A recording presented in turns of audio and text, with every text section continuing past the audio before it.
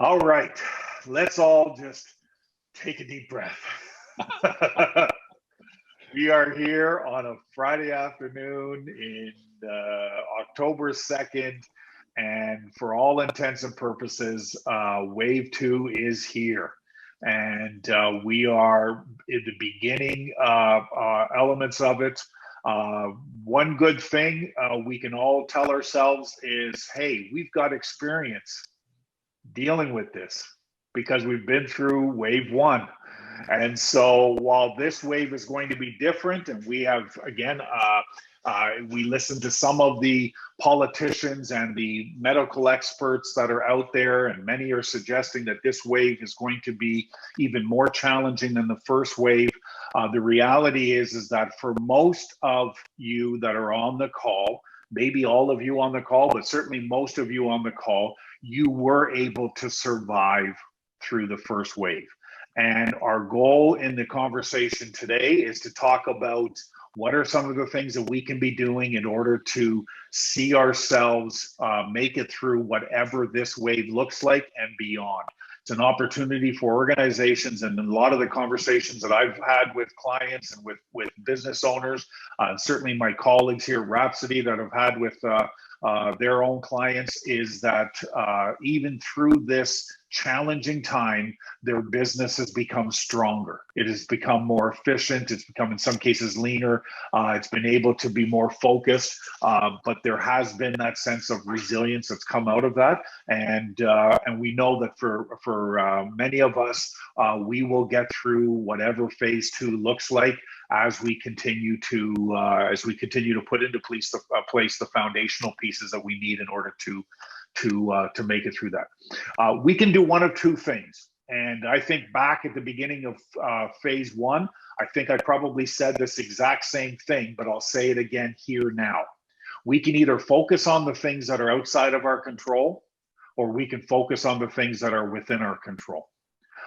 We can focus in on what everybody is saying and everybody is predicting, or people are wondering. And every time you refresh your Twitter feed, or every time you open up social media, or you go on any one of the news pages, you are going to find all kinds of different information. Some of it accurate, some of it guessing, most of it guessing. We can focus in on all of the what ifs and what if this happens and what if that happens. And in the case of that, even as you can hear me getting more kind of worked up, that's what happens when we focus in on the things that are outside of our control. We just get worked up. That's not what we're going to do on this call. And I'm going to encourage you to limit your comments even to focusing in on what we can do, not on what we don't know, can't know, whatever. I know that even as we were preparing for this call, here in Ontario, some new measures were announced and some more limitations on certain things when it comes to businesses. We see people crying out right now to, let's go back to phase two and let's shut down a whole bunch of businesses. And then you have others yelling, saying it's not the businesses that are the problem. It's these social gatherings. All of that is not where the focus is going to be today. Focus today is going to be around what can we do. How do we focus? How do we move forward? What are some strategies that we can consider? What are the right kind of questions that we should be asking ourselves? An emphasis on how do we become more resilient. During the first wave of COVID, for many companies, it was around survival. What do we do just to react? What do we do just to be here when the dust settles? Now it's about how do we become stronger? How do we become more efficient? So as I mentioned, when we began talking about the idea of doing this, my two colleagues here at Rhapsody, my partners in crime, Eric and Trevor, and we began to have a conversation. We thought, you know what, let's just have a gathering of smart people, of business owners and leaders from across Canada, who we could just really get some insight from and to share and just to encourage one another. Our goal at the end of this call is that you will log off determined, hopeful, committed to doing the things that you need to do in order to keep your business strong in the midst of so much uncertainty. So I think what I'll do is maybe, and Eric, I'll start with you. I'm going to turn it over and I'm going to invite both Eric and then Trev, you can jump in after Eric. Maybe just frame your thoughts around all that's going on, kind of a little bit as what I did. What are some of the initial things that come to mind? And then we'll start to dive into some very practical, very tactical discussion, strategic conversation, I guess. And we'll also start to look at the chat window and grab some of the comments there. But Eric, I'll turn it over to you to maybe provide some initial thoughts. Thanks, Rob, and welcome to everybody on the call today. We're so glad that you've joined us.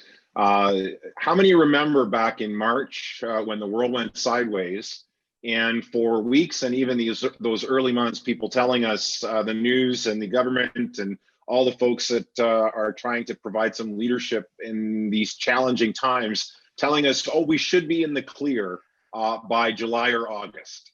And here we find ourselves now in October, beginning of October, October 1st, and we're entering phase 2. Wave 2 is upon us. As Rob has already mentioned, they expect, we're reading this week, they expect cases in Ontario at least to peak to, I think, 1,000 new cases a day throughout the month of October. You know, business leaders have been leading in this context since March. And before this wave even hit, the second wave, already we've had so many conversations with leaders feeling fatigued and feeling a bit stretched, right? Because the last 6 months has taken a toll. And now we're entering the fall months where the days are going to get shorter. It's going to get darker sooner. The seasonal stuff is going to kick in. Our options are going to be more and more limited. And here we are beginning to see restrictions, a return to restrictions that had begun to be eased. And businesses are having to adapt. It's a crazy time. And before I turn it over to Trev for his thoughts, I think something I read this week that was incredibly insightful, and I think is important for every leader to hear and to comprehend, is the notion that as the sooner we give up this notion, this idea of things returning to the way they used to be, the better off we'll be. There is no going back, folks. There is no going back to the way it was. We are going to be in this for, we don't know how severe wave 2 will be. It's certainly not looking good from the outset. We expect it to be intense. We do know they're working on vaccines, but widespread availability of said vaccines would not be until next summer. So we are in this for a while. And the sooner that we can realize that our context for leadership, the context for conducting our businesses and leading our organizations has literally been changed, the better off we'll be, the better armed we will be, better equipped we will be to begin to transform our organizations for the long haul. Trevor, your thoughts, brother? Let me quote the Borg, which is resistance is futile. Right. There's an element here where you can believe what you want about case counts, active cases, passive cases, all of that stuff. What we can see is we're in wave 2. This thing is still here. It's going to be here for a while. Now, in a lot of ways, there is no surprise to that. Every pandemic in recorded history has a wave 2. So here we are. We have not been able to outsmart that successfully, but it is what it is. And there's a lot of times where we will spend a lot of energy railing against things that are, instead of putting energy into what we want and what they could be. So I think the notion to say, okay, we're going to need to be able to live with this for some time is a critical mindset to bring to all of this, first and foremost. The economists agree. Now, that doesn't happen very often. But we know TD Bank has basically said, that I think it was yesterday, the day before, their senior economist said, we're not going to get back to economic levels that we saw pre-COVID until 2022. Conference Board of Canada, Pedro Antunes, he's an economist I actually know well. He is a very measured guy. He is neither optimistic nor pessimistic. He's absolutely a realist. Unemployment levels 2025 until we get back there. 5 years until we get back to pre-COVID levels in terms of unemployment. So we're going to be living with either the presence of this disease or the implications and the ramifications of it for some time. And so trying to, as Eric says, trying to pretend it's not here, trying to pretend it doesn't matter is not useful energy use, and it's not good leadership. It's not good leadership. Job one for leaders is to state what is, right? To help people understand what's really happening in the world around them. And I think we need to be honest about this for sure. When I look at how, my favorite indicator right now, I suppose, is, and I was chatting with the guys earlier about it, is, the happiest, most optimistic place on earth, Disneyland, Right. has basically, they held on to 110,000 employees that they had. They furloughed a bunch of them, kept all their benefits in place because they said, we think this thing is going to change. Well, they just laid off permanently 28,000 people. And if the happiest, optimistic people on the planet, who actually also have great forecasting capabilities, are looking, saying, yeah, you know what, we're not going to be able to do this. This is a longer term thing. I think we need to accept that as part of it. So then what that does is it opens up a new set of questions for us in terms of how we start to respond to this thing, because our response to the second wave needs to be very different than our response to the first wave. And that's true at a social level, at an economic level, at a leadership level, at an operational level as well. So I think those would be my opening thoughts. Yeah, and great. And so thank you, both of you, for absolutely depressing us all on a Friday afternoon. I think at this point we're all. That was the good news, Rob. That was the good news. Right. I think now it's just time we're going to go all drink. Who's got the vodka and the tequila?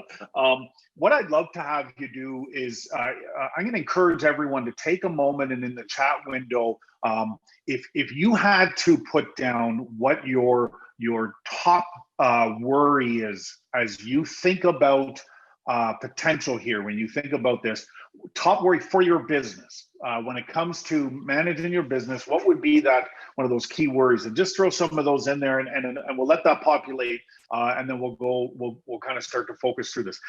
Even hearing all this bad news, even hearing here's the scenario and here's the situation and here's what's going on, and wow, even Disney has lost hope, and all of this kind of stuff. It's amazing because there is a part of me that is incredibly hopeful, and in some ways, as in many ways, scared and nervous and worried. There is a part of me that is excited about what is going to, when it comes to business, what is going to emerge from this. Because in seasons of challenge and in trial, there are always, there are some industries, and in case of this one, there are some industries that are going to be hit so incredibly hard, some industries that will probably be devastated. There are going to be organizations and businesses that learn to do things very differently within their organization. I think this is an incredible opportunity for an organization to begin to truly define who they are. And in defining who they are, they can begin to pivot and shift what they do. And so for me, in many ways, it's about some of those foundational pieces and the excitement to get to that. And so, all of this stuff. So I haven't been looking at the chat window just as I'm chatting. Trev, Eric, you're seeing, are there some themes that are kind of coming out of there that maybe one of you want to just make some comments around what you're seeing as some themes and some insight that comes from there? We're going to really, my goal here is to immediately shift into talking about the tactics, because again, as I emphasized at the beginning, let's not talk about what we can't control. Let's talk about what we can control. So recognizing that, hearing and looking at some of the comments that are starting to emerge in the chat window, what would you see? I don't know which one of you wants to jump in first. You guys are both, I'm sure, got some insight right away. So Trev, why don't I let you jump in first, because we had Eric jumped in last time. But what are you seeing? Themes, thoughts? Sure. There's a focus on fundamentals, revenue and cost. right? So the two big levers very often, and then it's how do we start to shift those and how do we respond to those? Some of the fixed costs, Andrea, that you identified there, are so important, especially on the commercial rents and how those things play out. The organizations with fixed cost structures that are heavily skewed that way are going to struggle more than those with the variable cost models. And those are there's pros and cons in terms of both from a strategic operational perspective in terms of how you structure your business and as you move forward.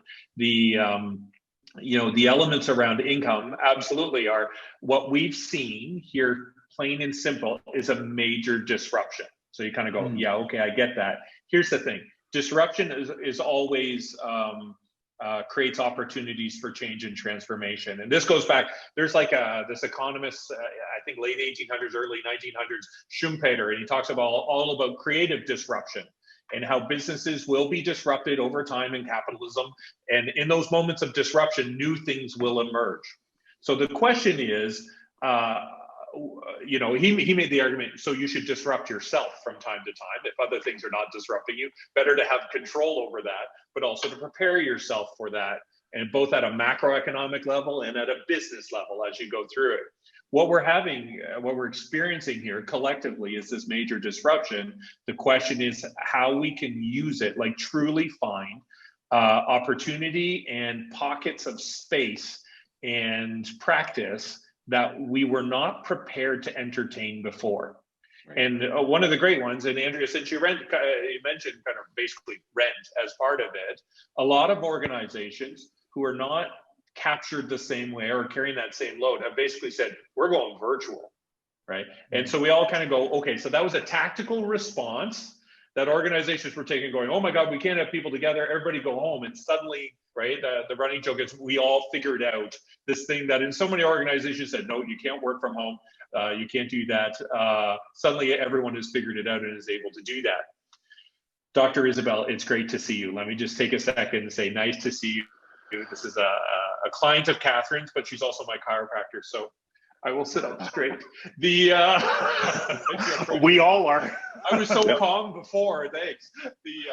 So that's part of it, is to look in this disruption and say, where is there new opportunity in order to find ways to shift our businesses. And you know what? It requires a different level and a different order of thinking than you brought to the original construction of your organization, your institution, your association, whatever that is. There has to be a willingness to both let go of one set of thinking and then go exploring in other areas where either we haven't been prepared to or we literally resisted in the past. And right. Again, that work from home, a lot of organizations were saying, nope, can't do it. And suddenly, magically, miraculously, they figured it out in a day. But they only did it at a tactical level. And we can talk about some of the structural shifts maybe after Eric's had a couple of minutes to comment here as well. Well, I think, Trevor, you bring up such a great point. Using the work from home response that so many had to implement when wave one first hit back in March.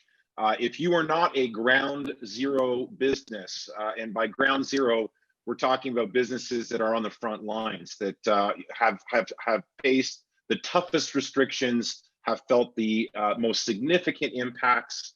Many of them having had to shut down during the initial several weeks, a couple of months of the pandemic, and only reopening slowly. Those ground zero businesses, many of them didn't have the option to work from home. If you're in the restaurant industry, I mean, yes, you can do takeout and you can open up a patio, and many did, but in many industries, that option was really not even there for them. But if you were in that, the rest of the world that had that opportunity, say, well, we'll just shift operations from home as a tactic to respond to what's happening and try to contain the pandemic. Now you're dealing with the fact that your people have been home for 6 or 7 months. As of August, I think is it 80%, Trevor, 85%, something like that, of Canadians that had gone home due to the pandemic to work from home. Back in March, we're still working from home. That was by the end of August. And now we're going to see those numbers climb again. The companies now are realizing, but how do we, although this is probably the best thing to keep our people safe, How do we maintain our culture? How do we keep people connected? How do we make sure that what makes us us continues to be lived out in our employees and our team members? How do we keep people from feeling isolated? The reality is, whatever tactics we put in place during wave one, we are now finding ourselves having lived through what is called time under tension. And my good friend Kurt Haas is on here, and Kurt I did a lot of training with Kurt back in the day, and he taught me about time under tension. And this is where, when you exercise, you hold the move at the point of tension. You hold the weight out. You don't put it down right away. And it's that time under tension that does all the work. But think of the time under tension for leaders right now. Think of the time under tension for organizations that have been living in this context for 6 or 7 months, with really now several more months before we can see this change. We have to really rethink how we do things. It can't be just a tactical response to a short-term crisis. This is, how do we reinvent ourselves to do business and to lead in this new context that is now our reality. Like I said earlier, the sooner we can let go of the notion that things are going back to the way they were, the better off we'll be. Just a couple of weeks ago, I had a leader, and in a conversation with a leader about their organization, and they said, well, we're just really looking forward to when things get back to the way they were. And I had to look at them straight in the eye and said, you better just abandon that kind of thinking, because it's actually shutting your mind and your spirit to new opportunities, because all you're doing is waiting for the switch to be flipped, and you're told it's okay to go back and do what I was doing. The world has changed, the context has changed. And I think one of the biggest challenges we're going to see, and are seeing already, is leaders under tension, organizations under tension. How much longer can they continue to operate without something breaking unless they begin to pivot and adjust and readjust? Well, Eric, as you, Rob, if I can jump in, can I jump in? Is that okay? Please. I think as you described that, right, the job for leaders is about to get harder. Right. It's not about to get easier. And I think that's the part where it takes a deep breath and a lot of courage and a lot of support in order to navigate this. Because, when we look at this broadly, what we've seen is we're moving from a shift from a tactical response. Oh, this thing has happened. What do I do? Send everybody to work from home, move online, shift to delivery, whatever that's going to be, adopt these new measures. Those are effective, useful, but tactical measures. They were not strategic decisions about organizations, right? And what we're entering now that we're going to live with this for a while, is we actually have to move to the strategic view around it. And so if we use sending people home as a tactic first, the tactic worked. We've been able to continue to function and do things for many organizations. Doesn't play out everywhere, but we never set a strategic intent in terms of what is the strategic value of that. How does it strengthen our organization? How does it help us grow? What are the things that need to be in place in order to support that? Have we done the proper ergonomics? Do people have the right chair? Are they hurting themselves more? Isabel, I saw you light up, right? I mean, you've got to have those pieces if you're saying this is part of the experience for that. How do we deal with workflow? How do we deal with communications? How do we deal with IT and IT security? Like all of those things, we now need to look and say, people working at home, how does this strengthen our ability to meet our strategic mandate that we've set for ourselves? Our goals, our mission, our vision, as opposed to, because this is what we were serving. How do I survive another month, another 3 months, right? So that was the question that was driving these tactical choices. Now it's not about how do I survive 3 months. It's how do we really continue, one, to survive, okay. Second is to thrive or to flourish as an organization in this new context, because some are. You need to recognize some are.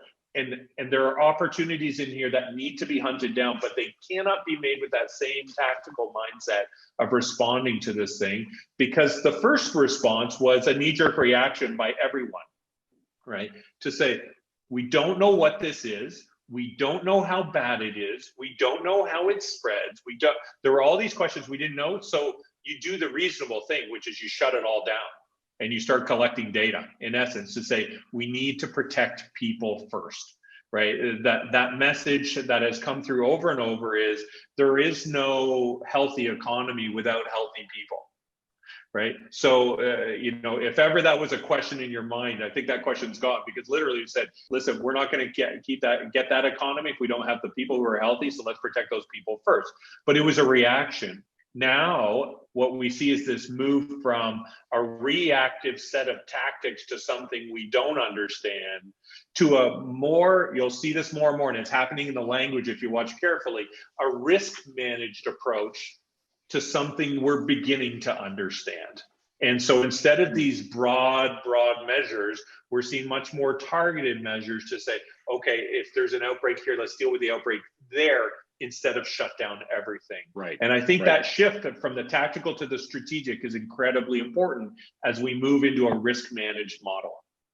Yeah, that's so good. And so if Rhapsody, we are in many ways, a question-based organization. We love questions. We love asking the right questions. And so, Eric, I'm going to start with you in a moment. I'm going to give an exercise to everyone to do, but where I want us to go is, as we make this shift to strategic, what are some of the questions we should be asking ourselves, asking our companies, asking our teams, and Trev, certainly jump in, but I'll frame that with Eric to start with that. While you're kind of getting ready to respond to that, what I'm going to encourage everyone to do is kind of do this exercise. We've all seen the exercise. What would you say if you could go back and talk to your 12-year-old self? Think back, if you were to go back 6 months and you were able to talk to yourself, knowing what you know now, what would you say to your 6-month younger self about who is just entering into this pandemic? What would be the one strategic piece of advice that you would give? Not tactical, but what would be a strategic piece of advice that you would give to your 6-month earlier self in preparing for their business? So kind of a deep question, but I think it'll bring out some really interesting insights. So I look forward to what pops out in the chat window. We'll grab some of these and I'm sure share them in a follow-up email to people who are part of this. But Eric, questions that you would help for getting somebody to start thinking strategically? I think the most fundamental questions of all, it really boils down. There's a lot of questions one should be asking. And again, the people that approach all of this, as we've said already, approach any challenge, COVID aside, any challenge comes our way, it pushes up against the status quo. It pushes up and fights against the established way of doing things and forces us to look at new opportunities. Right now, the pandemic has provided probably one of the greatest opportunities of all for every leader around the world to redefine themselves and redefine their organization. So the two most fundamental questions for me begins with you as a leader. Who must I become in this current context? What kind of leader do I need to become to lead effectively through this prolonged crisis? And the other question is, what does my organization need to become? How does it need to evolve? Again, it's not about just hoping to continue to do what I did before the same way that I did it. Remember, the context has been completely changed. It's like we've been playing football all along, and all of a sudden we look down and we're on ice. We're on a hockey rink. Well, we can't play the game the same way. We can't use the same equipment. Everything has changed, and so we need to adapt and we need to move with it so that we don't just develop this wait and see attitude. And I think a lot of folks, many of us were hoping it was, and Trevor, you alluded to it. It was like this happened. We responded with all these tactics, and then we kind of hunkered down. Let's wait and see waiting for the storm to blow through. The reality is we can't afford to wait and see. We know now that, again, with the duration of this thing, it's like a slow-moving storm that's impacting the entire landscape. We need to be asking, who do I need to become? How do I need to evolve as a leader? And what does my organization need to become in order to not just wait and see, but evolve and grow and actually thrive through all of this? Many that adopt a wait and see attitude, I believe, may survive this and will survive this, and that's certainly my hope. But the ones that will emerge as truly successful organizations are the ones that are not waiting, but they're forward-looking, they're forward-thinking, and they're leaning into that. Who must I become, and what must my organization become? Great questions for sure. Trev, what would you add? I mean, those are the core ones for sure. I think if I were to add to them, it would be maybe what could we redefine in a period where so much has been disrupted. It's a chance to rewrite rules. And again, one of the examples we had, there was a big IT company, the CIO had been trying to get electronic signatures, and legal had fought them successfully for 2 years. All of a sudden, in 5 days, they had it fixed. And so what was impossible suddenly became possible. And so there is in some ways, an awful lot of things are up for grabs right now to say maybe we could look at it a different way.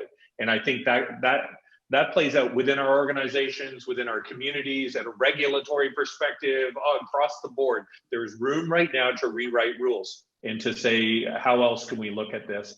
I think if I added one more to it, it would be a corollary to that. It would be, where are we limiting our own thinking? Right? Where are we just running into our own bias, our own habits around, well, you can't do that or you don't do that, and what else can be brought to that? And that's a little trickier to do. Honestly, I would suggest no one can do that on their own, because we're using our own thinking to try and break our own thinking. So having someone else's thinking break our thinking usually works a lot faster. But I think I would look at those. They're both around rules and boundaries, and how can we redefine those? Right, and we were talking earlier today, the three of us, about this whole notion of some key areas in your organization beyond those high level questions of who must I become, what must my organization become. One of the ways to approach it is to approach it, what are the foundational issues, right? That we need to revisit. Foundational issues being your values, your mission, your vision, your sense of identity, and what you're trying to be and become as an organization. Does that still make sense? Does that need to be lived out in a different way? Right? Then, Trev, there's those directional issues that flow out of that, right? You're our strategy guy, so talk to us about what that looks like. Well, yeah, once we get the foundational pieces, it's directional is where are we going and how are we getting there, right? So these are strategies and plans, and this is a point in time where if you are not going back to your strategy, if you have not yet gone back to your strategy to review that, please do that. That's my big coaching advice. Please do that. Because you built that strategy based on a series of assumptions of what the marketplace looked like. And I'm telling you, the marketplace doesn't look like what you thought it was going to look like when you made that strategy. So you got to go back and make sure, is this still relevant? Does this make sense? Can we, and then to look at the planning piece that goes with that, to say, how do you need to alter how you deliver that, right? That's that planning piece. Right. So we got that foundational one, we've got the directional, then we have the operational pieces. And Eric, maybe let me pass that one to you. Well, again, then that's how I do business. What are the fundamentals of the business, the operations themselves? How do they need to change? How do they need to evolve? What are people in my industry, leading people in my industry doing, and how can I learn from them? We don't all have to be Steve Jobs here, creating innovation out of thin air. We can be learning from those who are operating similar businesses in creative ways these days to adapt to the new reality. So your operations have to change. And I think the area that is absolutely critical to be asking questions about are the relational dynamics. We have foundational, we have the directional, the operational, and the relational. And the relational, as I mentioned in my opening comments, is an area that you want to talk about time under tension. Teams have been under tension now for 6 or 7 months, and it's not going away.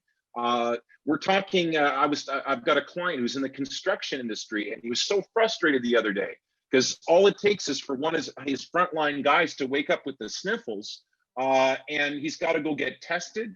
and can't show up to work for 4 or 5 days. And we could, I'm sure we've all got stories like this. Trevor, I think it happened with one of your little ones for school, right? It's crazy. Yeah. The anxiety in an organization at any given time, even on a good day, anxiety runs pretty high in human beings. The anxiety has been amped now because of this, and with wave 2, a whole new level of anxiety. And it's taking a toll on our people. It's taking a toll on us. And so this relational piece, there's a lot of questions to be asked there to say, how am I going to take care of myself as a leader? And let me, the analogy of, last time, I haven't flown for a while, and I probably won't for a while yet, but when you're sitting on that airplane and it's getting ready to take off, and they do that little security briefing at the beginning, and they talk about what happens if the air cabin pressure goes down and the masks drop. What do they tell you every time? Put your mask on first before you try to put somebody else's on. And if there was ever a time for leaders to heed that and to be asking questions of how am I going to care for my own mental health? How am I going to care for my own peace of mind, my own self in this? It's now, because the demands upon you are more than they've ever been. And again, it's not a short-term crisis, it's a longer-term crisis. It will continue to take from you. It will continue to demand much of you. And so being able to explore that and to find the support systems and to put those in place. And then to say, once you've answered those for yourselves, at the same time, how am I going to care for my people? I'm going to make sure that they can withstand the extra pressure that's on them. Like you, they've got families perhaps, and they've got kids in school, and they've got all the same challenges and fears. And we've got to rise to that occasion. It's an opportunity to serve and to support one another. We were talking about this recently on another call where one of the participants says, "I'm so tired of hearing that catchphrase, stronger together. I'm so tired of hearing that." And I can't blame them. Right? Because there's a lot of language that's being thrown around right now.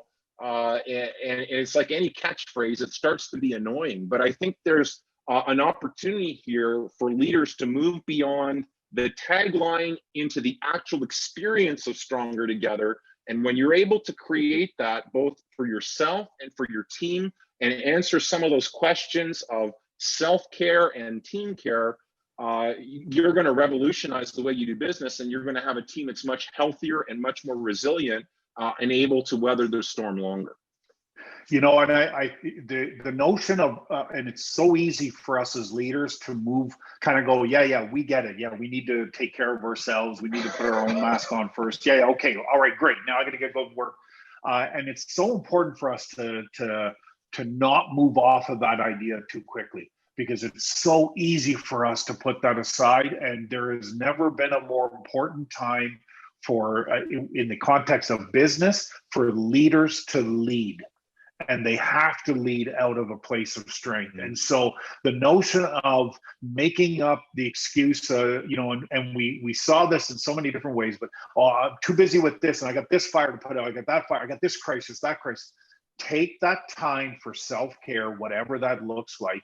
A little bit of insight, even of one of the things that we're doing is at Rhapsody, the three of us, one of the things we made a decision to do is to engage. We have a counselor, a psychologist, and we are scheduling meetings where the three of us are meeting with the psychologist as a team, as a group, just to make sure that we're mentally strong with how we deal with each other as partners in a business, right, in order to make sure that we can serve our coaches, our clients, our community. The notion of community calls like this one are so critical to make them a priority. Andrea is on the call from the Barrhaven BIA. One of the things I've appreciated about the Barrhaven BIA is every single Wednesday morning, they're having a community call for any businesses. And obviously the target focus is the Barrhaven businesses, but I think it's open to, it's an opportunity for them just to come around and everybody, all these leaders saying, how are we doing? And having those conversations. It's not being driven by a topic or anything like that. These are just these engaged community calls, being able to interact and connect to others in your industry or in other industries are so critical. Don't move off that step too quickly.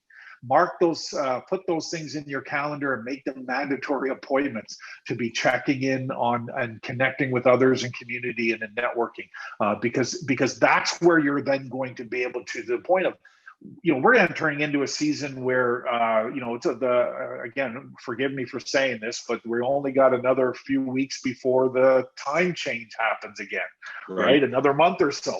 All of a sudden, it's going to start getting dark at 4 o'clock.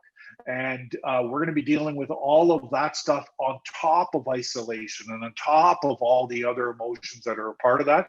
If leaders aren't strong, you can't lead your team, and your team is going to need you to be strong. So do the things that are necessary in order to be in that healthy place.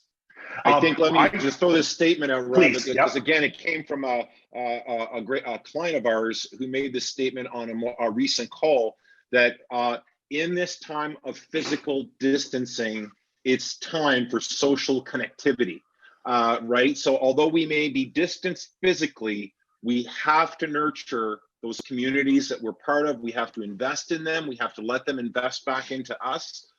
Because again, it's like a bank account. If you keep spending and don't make any deposits, at some point you're going to be overdrawn and perhaps even bankrupt, and that's no different for a leader. Yeah. Rob, let me push it one step further. If you're on this call, and I won't ask you to put your hand up or anything, but if you're on this call and you're a leader and you believe the self-care is a priority as you work your way through this, feel free to email me your plan. Because as leaders in organizations, we create plans for everything that's important. And if you don't have a plan for it, if it's been an idea that you believe it's important, if it's a belief, that's awesome. Let's turn that belief into some kind of tangible action to say, okay, how am I going to live this thing out as I face some of the, maybe some of the most challenging experiences that I'm going to face as a leader for a long time. We haven't had one of these before, but that's the test: is do you actually have a plan for your self-care? Say, what does that look like? How often do I do it? What's the support that I have with it? Map it out and make it real. Then follow that. Let's talk about teams a little bit, and how we lead our teams in this kind of situation of how we're trying to pivot for those of us that are part of organizations that have teams, and what are some of the things that we can do to really kind of make sure that, again, that our teams are being taken care of, that we are making sure to put that emphasis. So again, I'll open it up to the two of you, and I would love, again, encourage people, throw your comments in there. There's been some great comments. I know that I haven't caught, there's been a couple questions that have I saw the question and then it didn't really fit to where we were talking right now, but we'll try to cover some of those as we can. But I'd love to have some insight into what are some of the things that you might be doing, or advice you would give when it comes to how people might support their teams, their employees who are, again, likely working from either working remotely or working on some kind of a hybrid model. We know this is that it's not normal. It's not the way it was when it comes to how your teams are interacting. So what would the two of you say to these leaders when it comes to suggestions or advice or some practical strategies around making sure the team is strong? Sure. Maybe I can jump in. There's this paradox in all of this right now, because when we're talking about kind of the operational factors we need to address, one of them is automation, is to look for ways to automate things. Let's face it, a lot of organizations, their team has been reduced dramatically, but there's still the same expectations to get things done. So you need some way to carry the load, and that's automation. At the same time, you've got an organization that's under stress. That team is, got the additional stress of all of this stuff. How do we bring consistency, coherence, and repeatability to the work that we do? Because let's face it, that's the heart of business, is that repeatability of the quality of what we deliver, whatever that is, product or service. At the same time that we're saying we need to automate more, people are more important than ever in this equation. And I think there's a it's not just ditch that, ditch those people and go to automation. It's like, no, people are mattering more than ever, in part because teams are smaller. And so you look and say, how do things roll? One thing that, and certainly I believe this very strongly, is there's a shift right now to look beyond how do I collect a series of high performers to how do I build a highly sophisticated, high performing team? Because it's a very different equation. It's a very different exercise. And the reason in part that it's so important is around this risk management and this resilience. If I've got two people and they're both high performers and one goes down, but the other one who's a high performer only performs in their area, I have a problem, right? But if I've got two really great performing team members who are truly integrated as team and understand each other's roles and can actually step into those roles, if one goes down, I'm not done, right? I've got a whole series of options and choices available. And this is where we start to look and say, have we truly built a very strong team here, a cohesive team? Because again, and we did a session on this earlier in the summer, and Steve spoke to this with real clarity around how the results that we're able to get are contingent on a series of other steps that we take that are deliberate steps in order to fuse together a team. And Steve, give a quick wave just in case somebody doesn't know you. Steve Osmond from our Calgary team. It is so absolutely well done. It was so absolutely well explained in that, but it's critical right now to say, how do we build this cohesive team so that we've got higher performance, we've got greater connectivity within the team, we've got greater resilience, and we can manage our risk better, because risk is the whole new game here, as opposed to, do we shut the whole thing down or turn it off again? It's to say, what specific areas will we start to do it in a more measured way? Right. Some practical things, that's all great stuff, Trev. Some of the practical stuff that we can do. I don't think you were suggesting mine wasn't practical, Eric. No, not at all. We're all good. The real brass tacks stuff. Listen, if you got people on your team that are natural nurturers, cut them loose, give them a job, right? To some people just have ooze empathy and compassion. They're just wired that way. Give them a role to touch base, especially with employees that are more remote than others, or teammates that are more remote than others. We've been talking a lot about the work from home thing, but let's face it. There's some of you, Dr. Isabel. I mean, you're a frontline worker, right? I saw you on all your gear. I went into a bank branch yesterday for the first time since March because I had to. And of course, everything has changed. And I have made the point when I'm talking to frontline people that have to interact with the public, firsthand, to always try to show some compassion, empathy, and support to them, because people are on edge. People are on edge, and those of you that are in front-facing roles or public-facing roles are feeling that edge more than anyone. So cut your nurturers loose to encourage and care for and show compassion in very practical ways. Develop a system for it. Make sure it's not just reacting to when you see a team member who's perhaps struggling more than others. Be proactive and not just reactive. People are under a lot of pressure. So one of the things I'd be doing as a leader is looking at who I've got on my team, who are the natural empaths, and having a conversation with them about how they might be recruited to help bring some of that human touch back into the equation, especially in the world of physical distancing. Great insight. I think that's such a brilliant strategy, Eric. So thank you. Your strategy was better than Trev's. No. Just kidding. It's not a competition. Yeah. Well, it is, but it is. Oh yeah. But yes, you're absolutely right to recognize the strengths of your team members, and then put that right in their job description for the next little while. This is going to be part of what you do, especially if you're the type. I mean, Rob, go beyond that. Appoint a champion. somebody who is going to be their responsibility. It doesn't have to be you, but make sure that it's happening. And to Trevor's point about automation, and I think automation can be a game changer, especially right now when you consider the impact of just someone waking up. As we said earlier, they wake up and they're not feeling well, and they have to stop the press. I got to go get tested. We know it's taking a long time for those tests to come back, 4 to 5 days sometimes. And so workers are not able to show up for work. And if they're not able to work from home, as I said earlier, in some industries, that means you lose them for 4 or 5 days.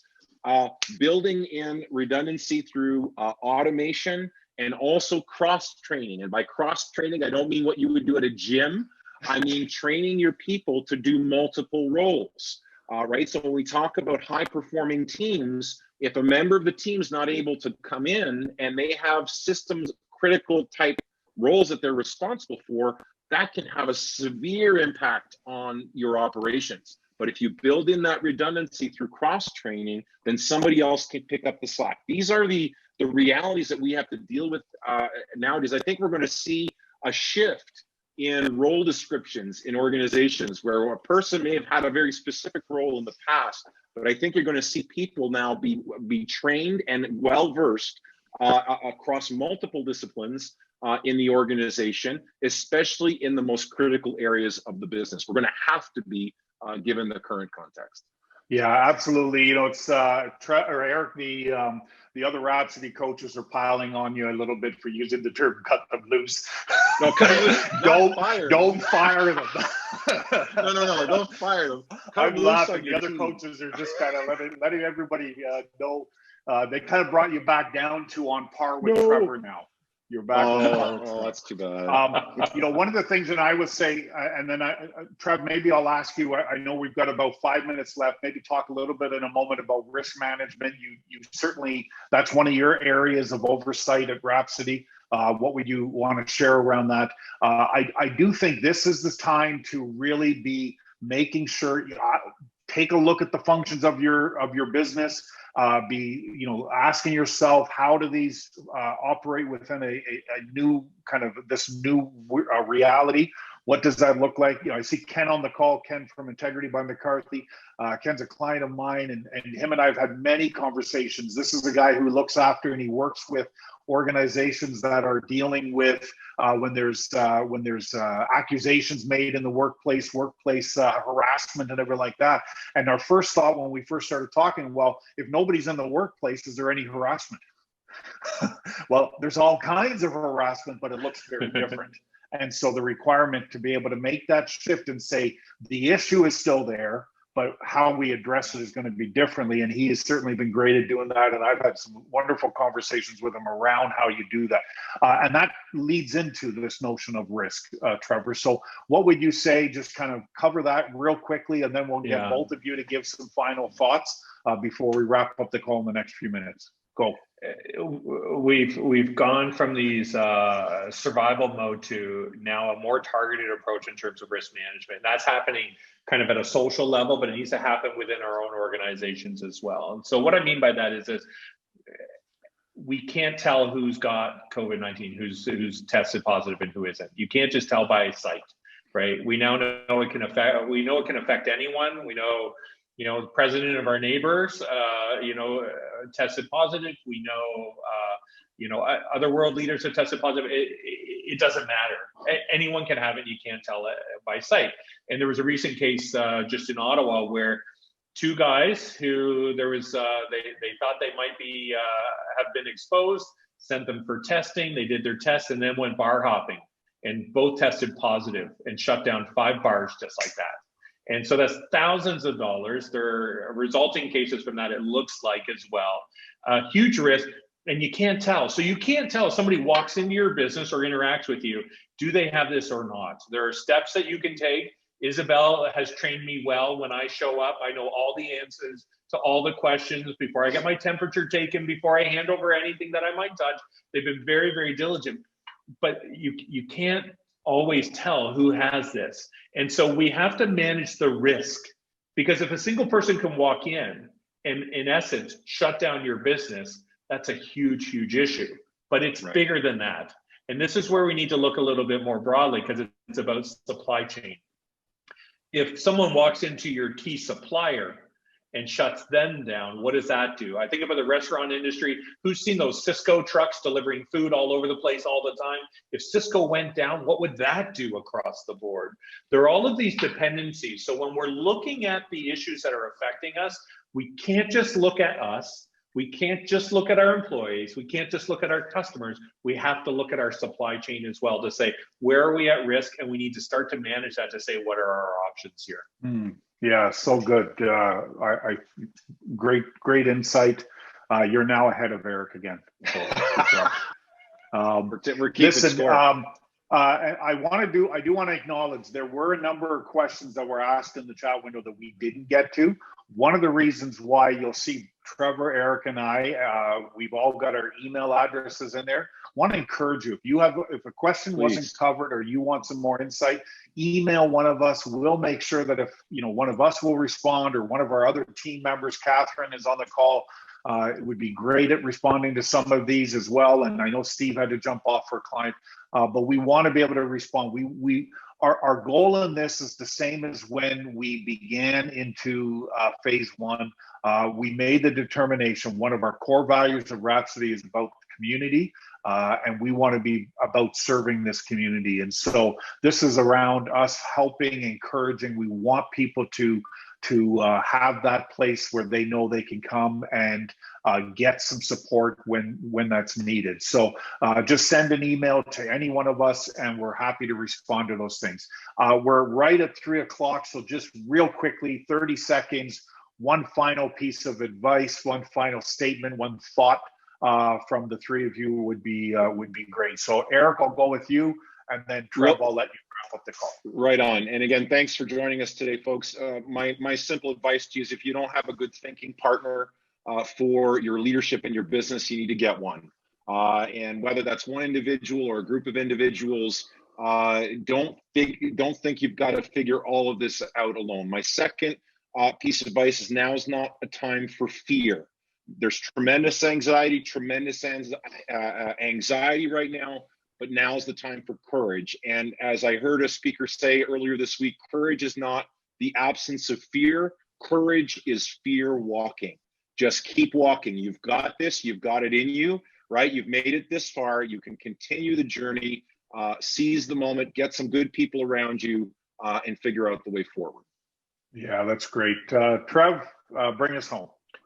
It's the time to get strategic. The tactical measures you took in wave one are probably not going to be full. They're not fully complete. They're not done.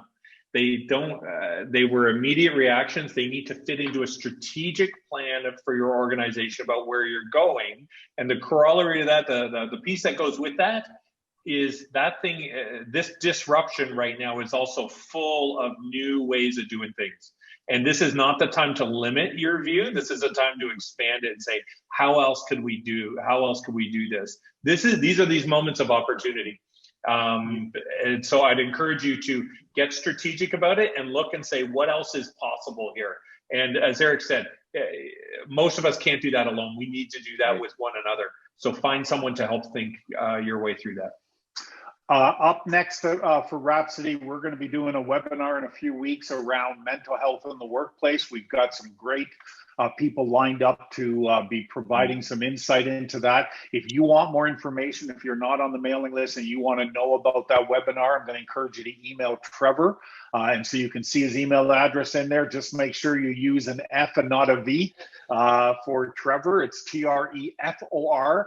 At rhapsodystrategies.com, but send him a note and he'll be happy to send you information about that webinar and share it with others. I think it's the timing of it is right on. So we are just a couple of minutes past 3 o'clock. Thanks so much for joining us on this call. Appreciate each and every one of you, and we are going to get through this and stay hopeful. Stay focused, and we certainly will look forward to having conversations with each of you at another time. Thanks, everyone. Have a wonderful weekend.